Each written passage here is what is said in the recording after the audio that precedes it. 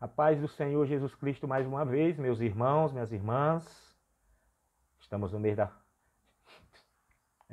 mês da família. Não vamos parar com a campanha da família de forma alguma. Vamos dar continuidade. Mês da família, mês do lar, mês das mães. E peço que você localize aí na sua Bíblia, Efésios 5, 22. Hoje nós vamos refletir sobre o papel da esposa. Enquanto vocês localizam aí, tem um escritor chamado William Hendricks. Ele diz que a família é a instituição mais sagrada que existe no mundo. E aí ele complementa, e a mais básica. Então família é coisa de Deus, família é bênção de Deus. E graças a Deus pela sua família, graças a Deus pela minha família. Valorize a sua família. A palavra do Senhor diz, em Efésios 5, 22... Mulheres, cada uma de vós seja submissa ao marido, assim como ao Senhor. Palavras do apóstolo Paulo. Oremos. Meu Deus, é a tua palavra, vamos fazer essa reflexão. Que o Senhor nos ajude, que o Senhor nos ilumine, que o Senhor nos abençoe, que a igreja de Cristo seja alimentada mais uma vez através da tua santa e maravilhosa palavra. É o que eu te peço, Senhor, em nome de Jesus. Amém e amém. Queridos irmãos e irmãs, quando o apóstolo Paulo escreveu essa carta, quando ele escreve especificamente esse versículo bíblico, o mundo era bem diferente. Então podemos afirmar, sem medo de errar, que no mundo dos escritores bíblicos, as mulheres elas não tinham nem vez e nem voz. E um dos maiores problemas da civilização antiga era o pouco valor dado às mulheres. Infelizmente, as mulheres naquele contexto não tinham valor. Elas eram desvalorizadas. Elas não eram vistas como pessoas. Elas eram vistas como coisas. As mulheres eram tratadas como propriedade. Quando eram solteiras, eram propriedades dos pais. Quando casavam, eram propriedades do marido. No entanto, a gente aprende aqui na Bíblia que desde Gênesis, Deus ele trata a mulher igual ao homem. Deus nunca tratou a mulher menor. Deus nunca tratou o homem maior.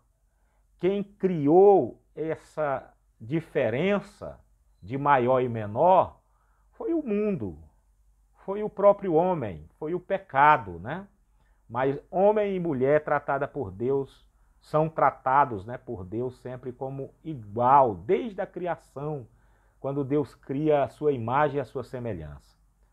É fato também indiscutível que o ensino de Cristo, quando Cristo esteve aqui nessa terra, ele quebra muitos preconceitos e ele valoriza muito as mulheres, as discípulas de Cristo, as financiadoras do ministério de Cristo. As mulheres foram sempre dedicadas no ministério de Cristo e diz alguns textos bíblicos que algumas mulheres até ricas financiavam o ministério de Cristo. Então Jesus valorizou muito as mulheres. E graças a Deus que em muitos países hoje a mulher ela se encontra ali num papel de destaque, a mulher ela é valorizada, mas vale ressaltar que não são em todos os países que as mulheres são valorizadas. Ainda existem países cruéis com relação à postura, o destaque de mulheres. Eu quero pedir licença a vocês, só para eu mostrar um pouquinho do contexto que os romanos, que os gregos e que também os judeus tratavam as mulheres. Tem um livro do Dias Lopes comentando sobre Efésios e ele coloca isso de uma forma muito interessante, o contexto que Paulo escreveu esse versículo 5, 22. Eu vou ler aqui exatamente o comentário dele. Ele diz assim, ó, que um dos maiores problemas da civilização antiga era o pouco valor das mulheres. Elas não eram vistas como pessoas, mas como propriedade do pai quando solteiras e do marido depois de casada. Segue Lopes. Esse triste fato estava presente na cultura judaica. Os judeus tinham baixo conceito das mulheres. Os judeus pela manhã agradeciam a Deus por ele não lhe ter feito um pagão. Agradecia a Deus por não ser um escravo e agradecia a Deus por não ser uma mulher. As mulheres não tinham direitos legais. Elas eram propriedade do pai quando solteiras e do marido quando casadas. Um dos fatos presentes na cultura judaica era o divórcio. Na época em que a igreja cristã nasceu, o divórcio era tragicamente fácil. Um homem podia divorciar-se de sua mulher, da sua companheira, por qualquer motivo. Pelo simples fato de uma mulher ter posto muito sal em sua comida ou por ela sair em público sem o véu. A mulher não tinha nenhum direito ao divórcio. Mesmo que seu marido se tornasse um leproso, um apostata da fé, ou se envolvesse em coisas sujas, o marido podia divorciar, mas a mulher não. De forma alguma, ela não tinha jamais o direito de pedir o divórcio. Era assim que a cultura judaica tratava as mulheres no contexto de Paulo. Uma pincelada aqui na cultura grega. A mulher também era desvalorizada na cultura grega. A situação era pior no mundo grego. A prostituição era parte essencial da vida grega. Demóstenes, que é um escritor, ele diz: nós temos prostituta para o prazer, concubinas para o sexo diário e esposa com o propósito de ter filhos legítimos. Xenofante, que é outro escritor, ele disse: a finalidade das mulheres é ver pouco, escutar pouco e perguntar o mínimo possível. Os homens gregos esperavam que a mulher cuidasse da casa e dos filhos, enquanto eles buscavam prazer fora do casamento. Essa era a cultura grega. A mulher não tinha direito nem de falar. E, por último, aqui, uma pincelada na cultura romana. Eu estou falando aqui de 3 povos, de 3, vamos dizer assim, civilizações que eram destaques quando Paulo escreveu esse texto. O outro era os romanos, que estavam realmente vivendo o seu apogeu. As outras 2 que eu citei, os gregos e os judeus, estavam sob jurisdição romana. Olha como os romanos tratavam as mulheres. Nos dias de Paulo, a situação em Roma era ainda pior. A degeneração de Roma era trágica. A vida familiar estava, entretanto, em colapso. Sêneca, que é um escritor, ele diz que as mulheres se casavam para divorciar e se divorciavam para casar. Os romanos, ordinariamente, não davam os anos como números, mas como os nomes dos cônsules. Sêneca, ele disse, as mulheres datavam seus anos com os nomes de seus maridos. O poeta romano Marcial nos fala de uma mulher que teve 10 maridos. Juvenal, que é outro escritor, fala de uma mulher que teve 8 maridos em 5 anos. E Jerônimo afirma de uma mulher lá em Roma que casou 23 vezes. Ela teve 23 maridos, né? Paulo, a finalidade conjugal lá em Roma estava quase em total destruição. Então Paulo ele escreve Efésios 5, 22 e 23 nesse contexto de falência da virtude da família. Então é esse o cenário quando Paulo escreve Efésios 5, 22. Era essa a forma, era essa a maneira que os países, que as nações, que os povos tratavam as mulheres. Que coisa triste, né? Que coisa triste. O preconceito, a discriminação e como as mulheres sofreram. Aqui no Brasil também, antigamente, né? As mulheres sofriam muito mais que hoje. Elas têm lutado muito, né? Elas têm trabalhado muito para para vencer esse preconceito. E graças a Deus hoje a gente já vê as mulheres exercendo funções de destaque. Mas a nossa reflexão nessa manhã é sobre o papel da esposa, né? E a primeira coisa que nós queremos refletir, destacar nessa mensagem, é que o papel da esposa é cooperar com o seu esposo.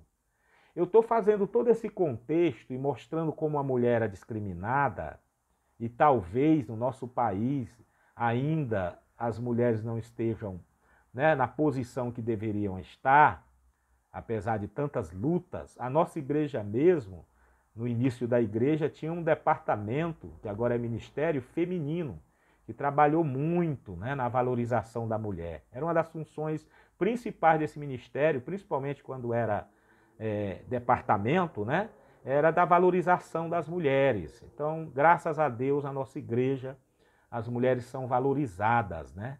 As mulheres têm vozes, as mulheres são missionárias, né? São titulares de igreja. E nós já temos estudos profundos no sentido de, eu tenho certeza que daqui a pouco tempo a igreja vai aprovar o credenciamento de mulheres como pastoras, né? Por que eu estou fazendo todo esse contexto? Porque quando a gente olha para esse versículo do Efésios 5:22, a palavra submissão aqui, ela soa mal, né?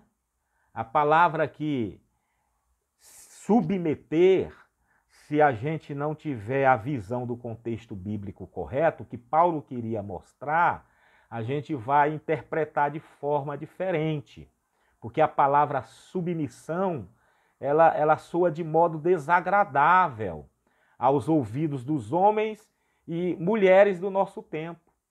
Em nossos dias, submissão é sinônimo de inferioridade, ou de ser capacho, de ser, sabe, escravo de alguém. Só que no contexto bíblico não é essa a ideia. A ideia bíblica não é a ideia que muitas pessoas têm, né, no mundo secular.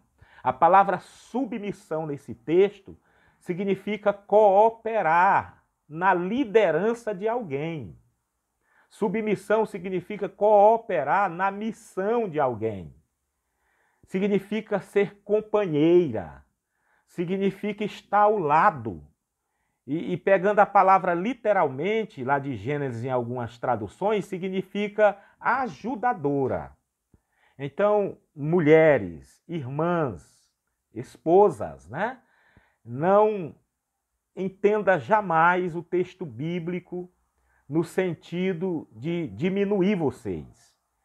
E nós, homens, jamais podemos interpretar esse texto como a cultura secular trata as mulheres, né? De forma menor, de forma não igual, né?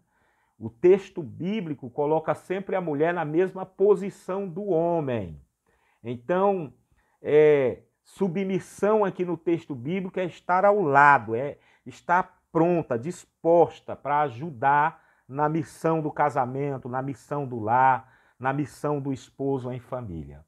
Nós devemos perceber, então, que o mandamento de submissão por parte das mulheres ao seu esposo tem o significado sempre de atitude de cooperação, de atitude de auxílio. Foi exatamente isso que Deus falou com Abraão, com Adão, né? Que Deus disse ali para Adão, em Gênesis: far-lhe-ei uma ajudadora, que lhe será adequada. Então, o papel da esposa é de cooperar, é de ajudar, é de estar ao lado. Ela não está embaixo e nem em cima, ela está no lado. Vocês já ouviram muito, né? Porque é uma frase batida. Até em casamento a gente fala sempre isso, né? É um chavão dos pastores, né? Deus não criou a mulher de uma parte do pé, para a mulher não ser pisada. E não criou a mulher de nenhuma parte da cabeça, para ela também não se achar que está por cima, né? Que está acima do homem. Mas Deus criou a mulher de uma costela. Ele fez a mulher da costela do homem. A costela está perto do coração, para ela ser amada, para ela ser companheira, para ela ser ajudadora e o casamento ser abençoado. Então, em casamento, sempre a gente fala isso. Deus cria a mulher exatamente ali pertinho do coração para ser amada, né? Ela é, de fato, ajudadora. O papel da esposa é de cooperar. Essa submissão que a palavra coloca, ela deve ser espontânea de sua parte. E isso somente ao seu esposo e não a qualquer homem. É isso que o mundo interpreta de uma forma muito errada, né? Acha que a mulher tem que ser submissa a qualquer homem. É mulher, então não tem fala. É mulher, então não pode ter voz. É mulher, se está falando com o homem, então o homem tem sempre razão. Isso é mentira de Satanás. A Bíblia está dizendo para ela ser companheira, colaboradora, cooperadora, ajudadora ao seu esposo, né? Ao seu marido. Somente ao seu esposo e não a qualquer homem. Não, na sociedade a mulher é igual.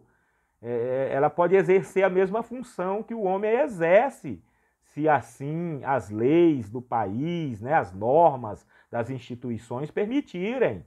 Ela pode, e essa é uma crítica muito grande aí no nosso país, né, que as mulheres ganham menos que os homens.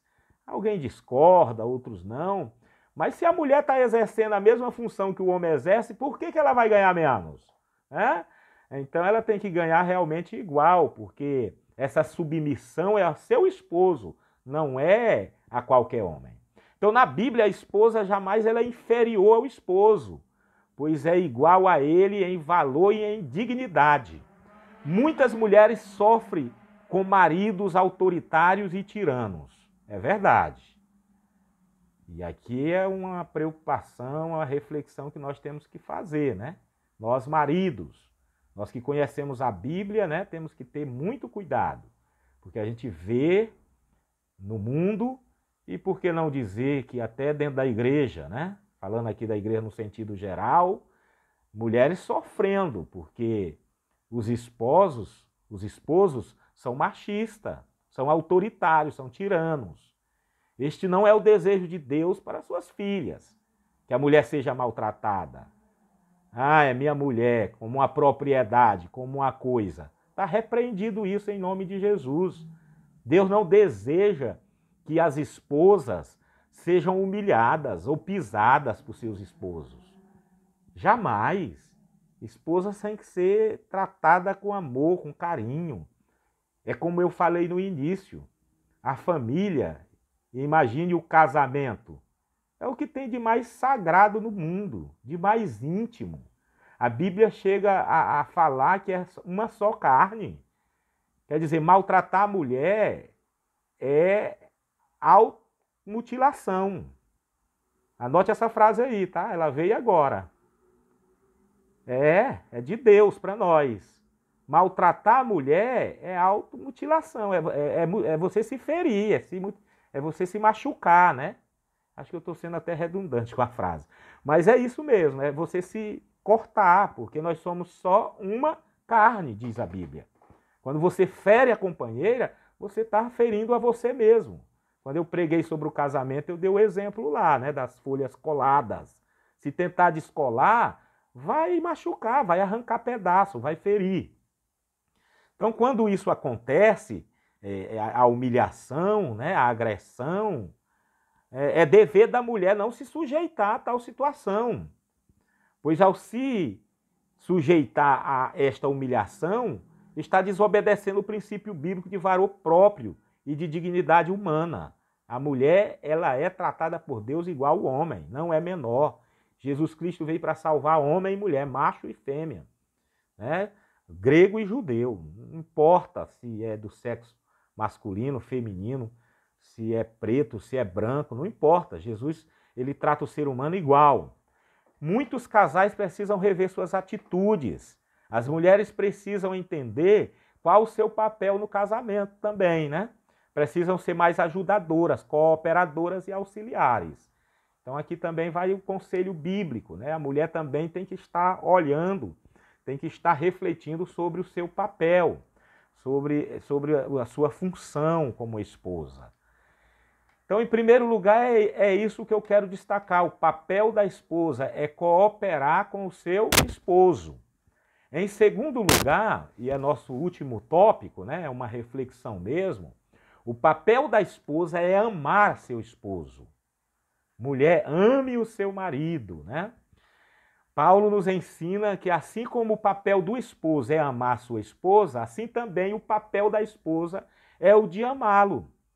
Isso fica evidente quando o apóstolo afirma: assim como a igreja está sujeita a Cristo, também as mulheres sejam em tudo submissas ao marido. Versículo 24. Versículo 24 de Efésios 5.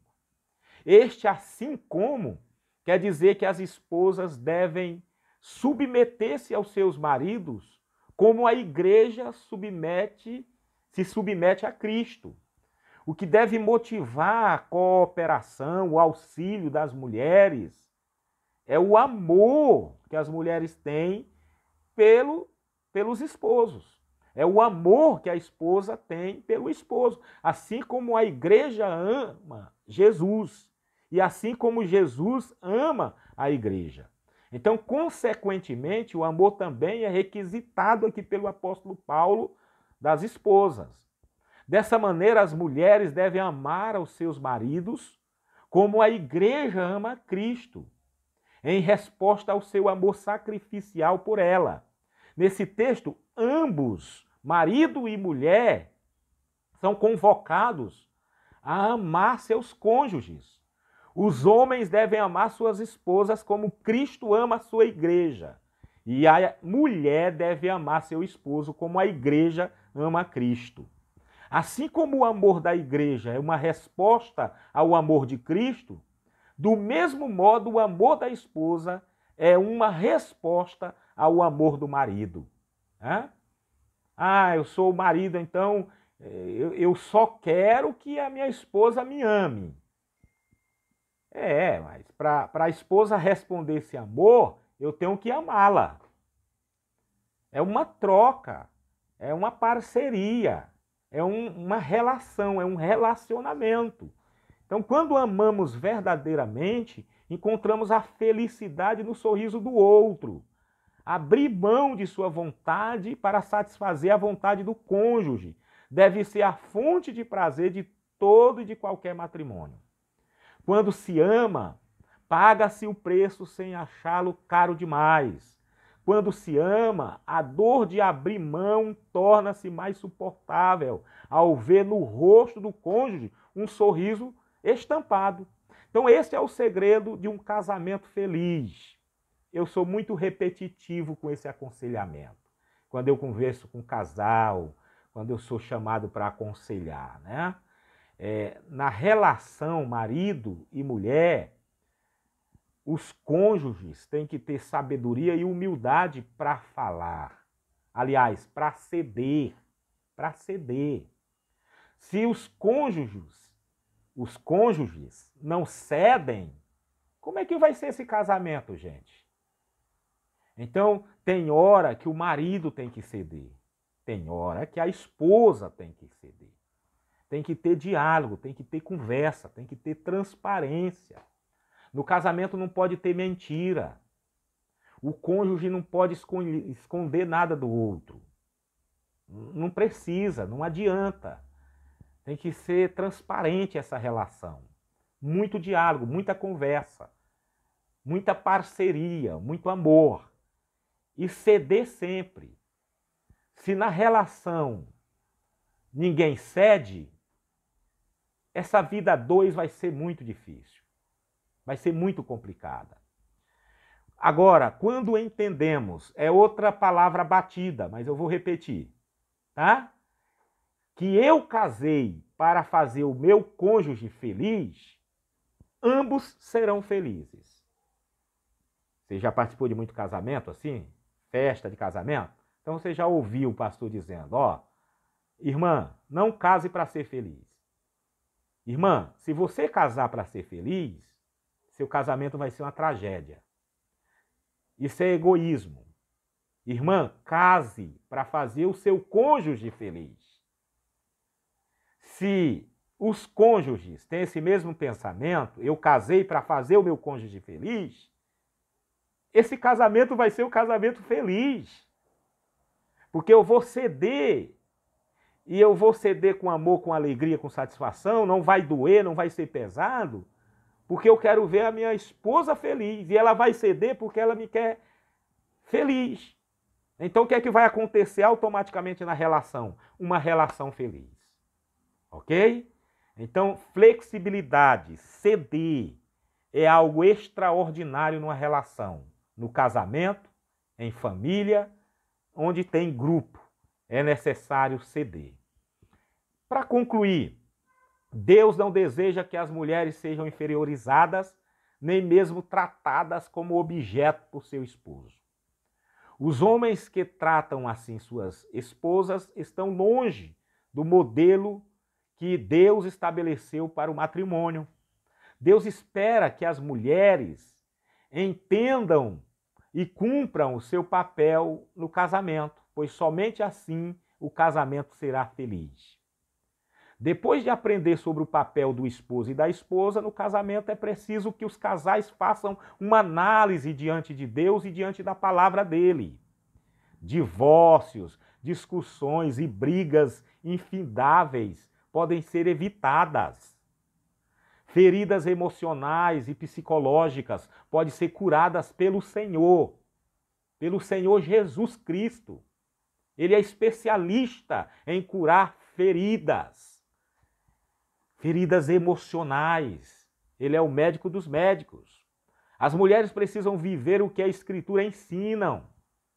Elas devem cooperar com seus maridos e devotar-lhes amor e carinho inesgotável. Que assim seja, é a nossa oração. Que Jesus abençoe as esposas, os esposos, o casamento, com essa palavra. Que a mulher seja submissa no sentido bíblico, como eu expliquei. Que o papel da esposa é cooperar com seu esposo. Que o papel da esposa é amar o seu esposo.